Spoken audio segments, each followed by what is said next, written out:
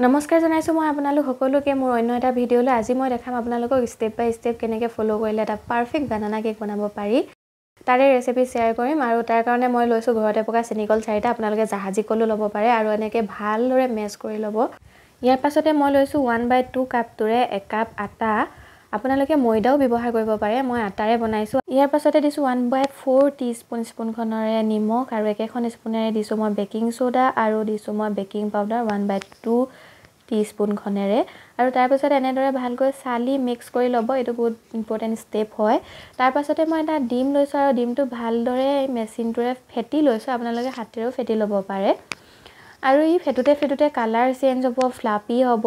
এইখিনিতে মই এটা কথা কওঁ আপোনালোকৰ ওচৰত যদি মেজাৰমেন্ট কাপ আৰু মেজাৰমেন্ট স্পুন নাই তেতিয়া হলে কেনেদৰে আপোনালোকে জুখিব পাৰিব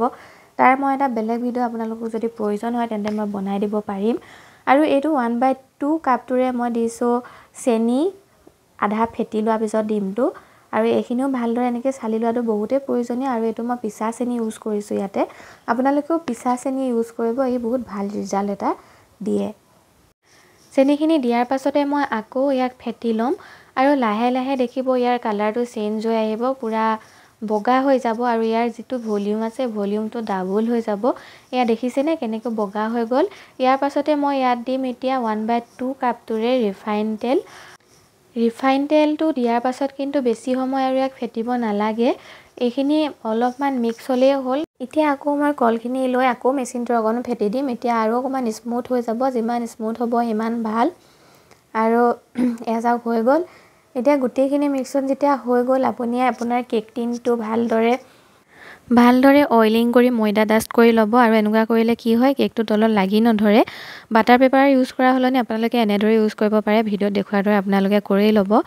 আৰু এইখিনিতে মই এটা কথা কওঁ যে মই যেটো কেক টিন ইউজ কৰিছো এটো 1 কেজিৰ কাৰণেহে পাৰফেক্ট এটা কেক টিন হয় আৰু মই যেটো কেক ৰেচিপি দিছো এটো 250 গ্ৰামৰ হয় গতিকে মোৰ কেকটো বেছি হাইট নাথাকিব ই অকমান ফ্লেটে হ'ব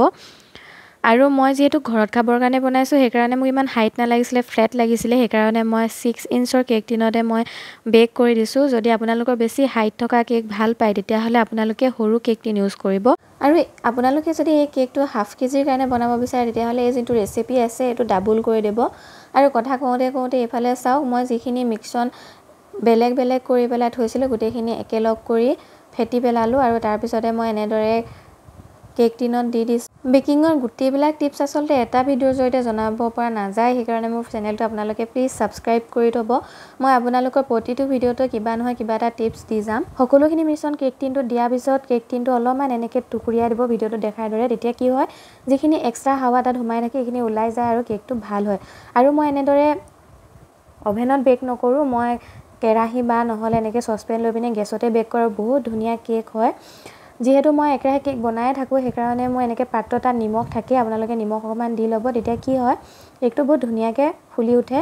আৰু বাচনটো ভালে থাকে আৰু 45 মিনিট সময় বেক কৰাৰ পিছত মোৰ কেকটো একদম ধুনীয়া ৰেডি হৈ গল আৰু så কিমান ধুনীয়া স্পঞ্জি হৈছে প্ৰতিটো দানা ইয়াত দেখিবলৈ পোৱা গৈছে আৰু কেকটো খাবলৈ বহুত টেষ্টি হৈছিল ভিডিওটো ইয়ালৈকে চোৱাৰ বাবে অশেষ ধন্যবাদ জনালো